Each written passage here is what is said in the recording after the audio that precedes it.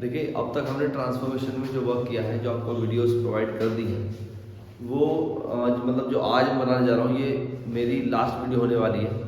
ठीक है, तो इसका टॉपिक का जो नेम होगा वो हमारा वो है interchange of assertive and interrogative sentences. ठीक है, देखिए वीडियो स्टार्ट करने से पहले या टॉपिक में जाने से पहले आप ये क्लियर कर लीजिएगा कि हमारे असर्टिव सेंटेंसेस और इंटरोगेटिव सेंटेंस होते कौन कौन से हैं। ठीक है, चलिए क्लियर करते हैं।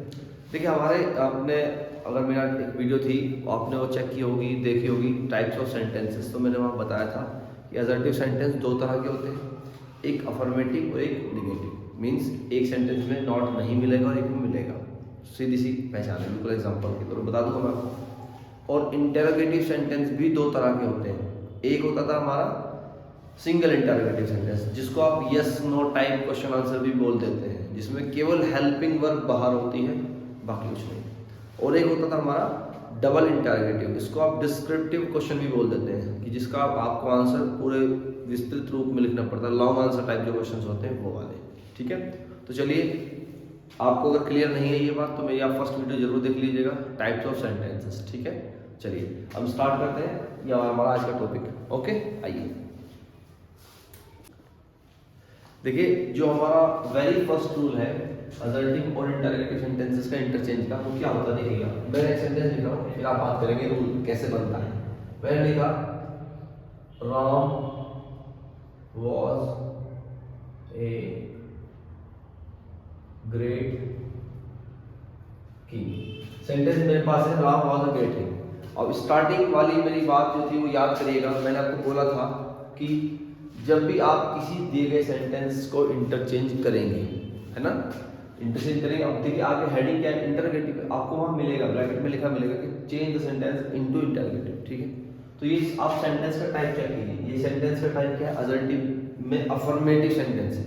तो याद रखिएगा, अगर सेंटेंस अफर्मेटिव है उसका इंटरोगेटिव बनाते हैं तो वो इंटरोगेटिव नेगेटिव बनता है, नेगेटिव इंटरोगेटिव। और अगर सेंटेंस निगेटिव होता है तो जब आप उसको चेंज करोगे तो वो अफर्मेटिव आपका इंटरोगेटिव बनता है। इसका मतलब ये हो गया कि जब आप इस सेंटेंस का इंटरोगेटिव बनाने जाएंगे तो उसमें नॉट लगा देंगे, क्योंकि नॉट ऊपर नहीं है, सीधी सी बात है। और नॉट अगर ऊपर आपको दिया है तो आप नॉट रिमूव कर दोगे। पहली और बेसिक बात तो ये है। अब दूसरी बात ये है कि जब भी आपको सेंटेंस दिया जाएगा तो आप कोशिश ये करना कि अगर आप उसका सिंगल इंटरोगेटिव बिना किसी और वर्ड के ऐड किए बना सकते हो तो बना दीजिए, सबसे बेस्ट ये है। तीसरी बात ये थी कि सेंटेंस का मीनिंग चेंज नहीं होना चाहिए। ठीक है, अब मैं बनाता हूँ, जरा एक बार देखना। मैं बोल रहा हूँ हमारा अफर्मेटिव सेंटेंस है, इसको इंटरोगेटिव बनाना है। इफ मुझे हेल्पिंग वर्ब क्लियरली दिख रही है तो मैं उस हेल्पिंग वर्ब को उठाऊंगा, स्टार्टिंग में लगा दूंगा, मेरा सिंगल इंटरोगेटिव सेंटेंस रेडी हो जाएगा। मैं लिखता हूँ वॉज, हेल्पिंग वर्ब होगा स्टार्टिंग। अब मैंने क्या लिखा, सब्जेक्ट राम। फिर मैंने आपको बोला था नॉट इंक्लूड करना है, was Ram not great king. देखिए सेंटेंस का मीनिंग जरा चेक करिएगा एक बार। मीनिंग है, ऊपर वाले सेंटेंस का मीनिंग है Ram was a great king, Ram बहुत महान राजा थे। यहाँ क्या मतलब है इसका, was Ram not a great king, क्या राम बहुत महान राजा नहीं थे। तो जब आप ऐसे सेंटेंस पूछते हो किसी से तो क्या होगा, उसका आंसर देंगे हाँ भाई थे। तो हाँ भाई थे मतलब अफर्मेटिव आंसर हो गया, और क्वेश्चन कैसा है, नेगेटिव। ठीक है, तो याद रखिएगा हेल्पिंग वर्ब को उठा करके जस्ट आपको बाहर लिख देना है, और ऊपर वाले सेंटेंस को चेक ये करना है कि अगर नॉट नहीं दिया है तो नॉट ऐड कर दो, और दिया है तो हटा दो। यही हमारा होता है पहला रूल। ठीक है, इसी को बोल देते हैं हम पहला रूल। इसमें कोई भी नया वर्ड ऐड नहीं करते हैं, केवल हेल्पिंग वर्ब से ही उसको इंटरोगेटिव बना सकते हैं। ठीक है, बहुत ईजी है, याद रखिएगा। एक मैं आपको देता हूँ होमवर्क के लिए, आप उसको करके देखना।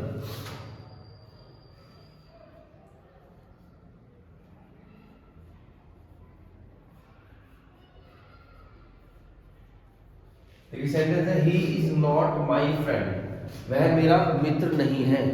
अब आप इसको इंटरोगेटिव बनाएंगे तो आपको मैंने रूल बता दिया, हेल्पिंग वर्ब को उठा करके बाहर लिखना है, और नॉट, इफ सेंटेंस में नॉट लिखा है तो नेक्स्ट जो आप इंटरोगेटिव बनाओगे उसमें नॉट नहीं लिखोगे, है ना इजी। चलिए इस रूल को क्लियर करिए, इसके बाद हम नेक्स्ट रूल पे चलते हैं। ओके, चलिए देखिए इसको। देखिए जो हमारा नेक्स्ट रूल है वो है कि एवरीवन सेंटेंस में आपको मिलेगा या एवरीबॉडी लिखा मिलेगा, उसके प्लेस पे आप कर देंगे हो। क्लियर है, ये आपको क्या करना है, ये इंटरोगेटिव सेंटेंस में कन्वर्ट करने का तरीका होता है। इसका मतलब क्या है? एवरीवन लव्स हिज पेरेंट, इसका मतलब होता है कि सब अपने माता पिता को प्रेम करते हैं। अब आप क्वेश्चन पूछो इस बारे में, कैसे पूछेंगे? कौन अपने माँ बाप को प्रेम नहीं करता? तो आंसर क्या मिलेगा? सब करते हैं। तो क्वेश्चन में क्या बोला मैंने? कौन नहीं करता है। तो अब उसी को आप इंग्लिश में ट्रांसलेट कर देंगे। अब उसके लिए चेक ये करिए ये सेंटेंस जो है किस टेंस का है। टेंस क्या आप कर देंगे? लव में ऐसा लग रहा है प्रेजेंट इंडेफिनिट का टेंस रखना, ठीक है। ओके, अब जब आप प्रेजेंट इंडेफिनिट का जो हमारा इंटेरोगेटिव सेंटेंस होते हैं वहां चेक करिएगा, जब हमारा एस लगा होता है वर्ब में तो आप हु के साथ क्या लिखते हैं? हु तो आपका आया जाएगा इसके प्लेस में, और ये आपको नेगेटिव बनाना है। तो देखिए हेल्पिंग वर्ब आप डज लेके आएंगे, who does not, because of इस दिस लव्स, ये लव्स ना होकर के लव होता तो डू नॉट आ जाती है हेल्पिंग वर्ब, ठीक है। इट मींस ये हु अभी सिंगुलर है और यहाँ पे एवरीवन सिंगुलर था, ठीक है। तो ये सेम होना चाहिए, सब्जेक्ट सेम होना चाहिए। हु डज नॉट, उसके बाद वर्ब आती है लव, फिर रिमेनिंग सेंटेंस हो जाता है। लास्ट में क्वेश्चन मार्क, क्योंकि आपको इंटरोगेटिव सेंटेंस में चेंज करना है। तो देखिए एक बार फिर से देख लेते हैं। सेंटेंस में आपका एवरीवन आएगा या एवरीबॉडी आएगा तो आप उसको चेंज करके क्या कर देंगे? हु कर देंगे, क्योंकि आप क्वेश्चन को चेंज कर रहे हो इंटरोगेटिव सेंटेंस में, ठीक है। ऐसा भी मिल सकता है कि आपको इंटरोगेटिव दिया जाएगा, आप बोलिए उसका एडजेक्टिव बनाइए, तो आप हु और नॉट डज नॉट को रिमूव करके क्या लिख दोगे? सबके प्लेस पे एवरीवन, ठीक है। उल्टा भी याद रखना है हमें, एग्जाम में कुछ भी करके पूछ सकते हैं, ठीक है। तो याद रखिएगा एवरीवन के प्लेस पे आप हु डज नॉट लगा रहे हैं और हु डज नॉट आएगा तो उसके प्लेस पे क्या आ जाएगा? एवरीवन, ठीक है। अब देखिए ये तो आपको पॉजिटिव चीज होती है, अफर्मेटिव सेंटेंस होता है। इफ ये सेंटेंस नेगेटिव हो जाए तो क्या करेंगे? अब वहां दो तरीके होते हैं बनाने के, जैसे देखिए नोबडी और नन, दोनों नेगेटिव वर्ड है। आप इनके पॉजिटिव वर्ड देखते क्या होता है? नोबडी का होता है एनीबॉडी, नन का होता है एनीवन, ठीक है। इट मींस नो को आप रिप्लेस करते हैं, जो नेगेटिविटी हमारी नो है, ये नेगेटिविटी है, इसको रिप्लेस कर देते हैं किससे? एनी से। देखिए नो को हम रिप्लेस करते हैं एनी से, और आगे वर्ड सेम होता है, nobody anybody, no none anyone, ठीक है। नन का मतलब होता है no one, it means anyone, clear है।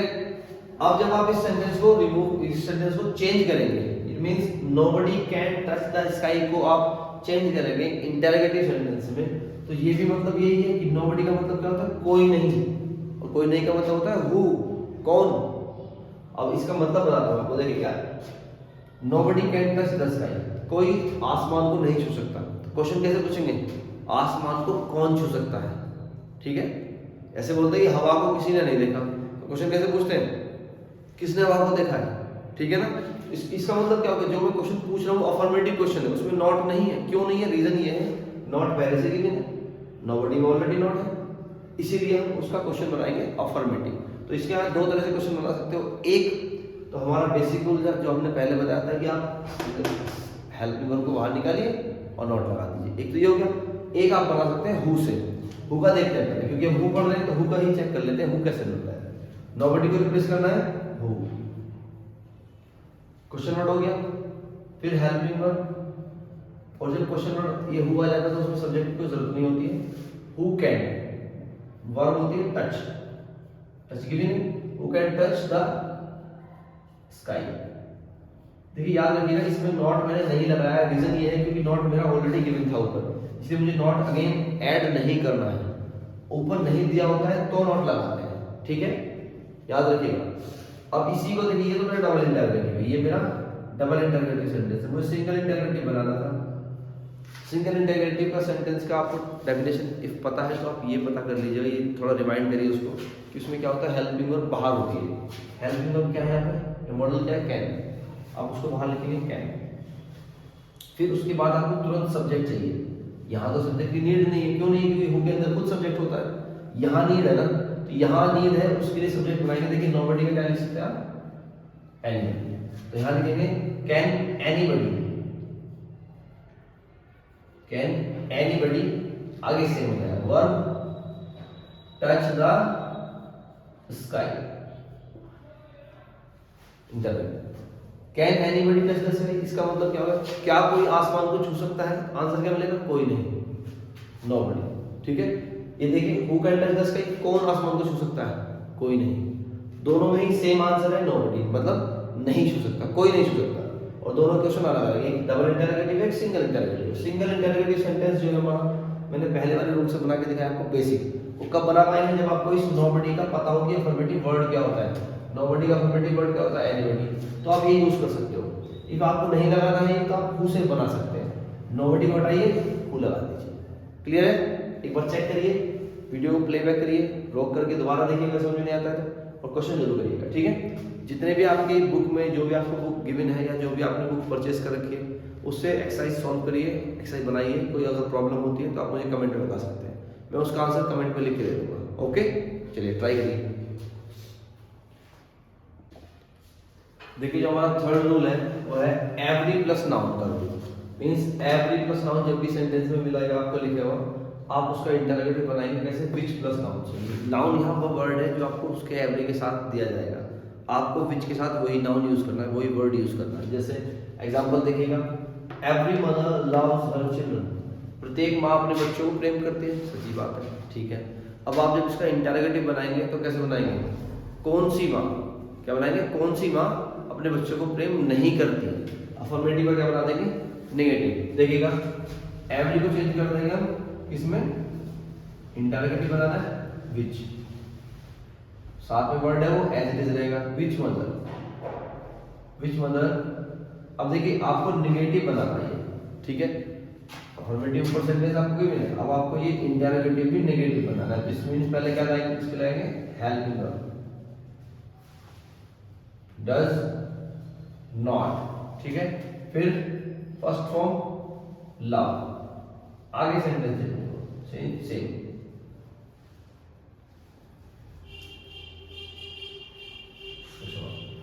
सेंटेंस चेक करिए, every mother loves her children. Children का आपने क्या बना दिया है? Which mother does not love her children. कौन सी माँ है जो अपने बच्चों को प्रेम नहीं करती है? तो आंसर क्या आएगा?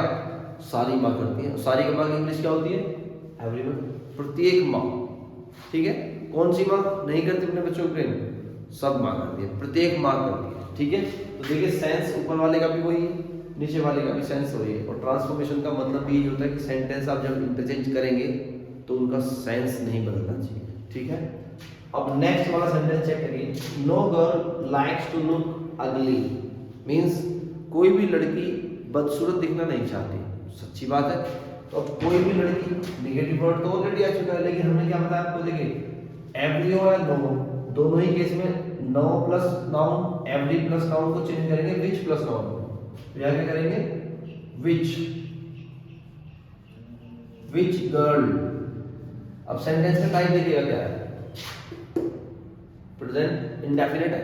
ठीक है, विच गर्ल। अब देखिए इसको भी आप बनाने जा रहे हैं नेगेटिव वर्ड को, अब आप इसको बनाएंगे अफर्मेटिव। ठीक है, तो विच गर्ल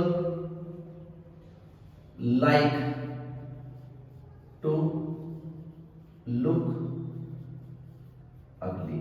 सेंटेंस को आपने क्या चेंज किया है इसमें? केवल एक छोटा सा चेंज किया है कि नो के प्लेस पर आपने क्या लिखते हैं? विच गर्ल। अब देखिए ये तो छोटा सा चेंजेस हो गया, याद आ गया तो नो के प्लेस पे विच कर दिया। अब अगर आप पेपर में भूल जाते हैं कि नो गर्ल या हमारा एवरी नाउन, ये जो भी है हमारा रूल है, ये इसमें भी चला था, हम भूल गए, तो क्या से करते हैं? देखिएगा इसको और करके बना सकते हैं। ये तो डबल इंटरवेटिव हो गया, सिंगल कैसे बनाएंगे इसका? इसका आप हेल्पिंग वर्ब चेक करो क्या हो सकती है। ऐसे ही लग रहा है तो इसमें डज लगेगा, हमने हेल्पिंग वर्ब डज बाहर निकाल दिया। उसके बाद आपका सब्जेक्ट आना चाहिए। देखिए सब्जेक्ट तो नो गर्ल है नहीं इस वाले सेंटेंस में, जब आप इसको चेंज करोगे इंटरोगेटिव में तो नो के प्लेस पे पॉजिटिविटी क्या आ सकती है? नो के प्लेस पे पॉजिटिव आती है एनी, नो के प्लेस पे पॉजिटिविटी एनी आ सकती है। तो आप यहाँ पे लिखेंगे does any girl, no girl के प्लेस पे लिख देंगे any girl, does any girl. और आगे सेंटेंस से लाइक्स, लाइक टू लुक अगली। ठीक है, देखिए यहाँ दोनों सेंटेंस चेक कर लो। यहाँ तो हमने रूल से बना दिया विच वाले से, और ये हमारा पहला ही रूल है कि हम हेल्पिंग वर्ब को उठा करके बाहर कर देते हैं, उसके बाद सब्जेक्ट लिखते हैं, और फिर अगर सेंटेंस में नॉट नहीं दिया होता है तो नॉट ऐड करते थे, और नॉट दिया होता है तो रिमूव कर देंगे, या नॉट दिया है तो आपने रिमूव कर दिया, फिर वर्ब होती है, आगे सेंटेंस एज डिस चलता है। ठीक है, बहुत इजी रूल है। नाम होता है इसका which plus noun, which plus sorry every plus noun, इसको चेंज करते हैं विच प्लस नाउन में, और नो प्लस नाउन को भी चेंज कर देते हैं विच प्लस नाउन। वो होता है अकॉर्डिंग टू कंडीशन। अफर्मेटिव है तो नेगेटिव चेंज करेंगे, नेगेटिव है तो अफर्मेटिव चेंज कर देंगे। ठीक है, चलिए इसको एक बार आप देखिए, आराम से प्लेबैक करिए, वीडियो समझ में आती है तो एक बार पीछे से वापस करके देखिएगा। ठीक है, रूल बहुत इजी है, क्लियर हो जाएगा। ओके, देखिए जो हमारा नेक्स्ट रूल है वो है हमारा डोंट वाला, या इट इज फुलिशनेस, या इट इज एक्सट्रीमली फुलिश। ये क्या होता है, सेंटेंस में एज इट इज लिखा मिलेगा, जैसा आपको मैंने रूल में लिखा है बिल्कुल सेंटेंस में भी एज इट इज लिखा मिलता है, और उसको हटा करके आपको उसको रिप्लेस करके क्या कर देना है, वाई कर देना है। चेक करिएगा, एग्जांपल आपके पास है, don't waste your time like this, अपना समय ऐसे बर्बाद मत करो। तो देखिए इसका इंटरनेटिव बनाते हैं। अभी मैंने क्या बताया था आपको, डोंट को रिप्लेस कर देंगे, किससे कर देंगे, जो भी आपका क्वेश्चन वर्ड है, व्हाई। चाहे इस डोंट के प्लेस पे लिखा जाता है it is foolishness to waste your time like this, तब भी आप यही करते हैं, व्हाई को लगा के।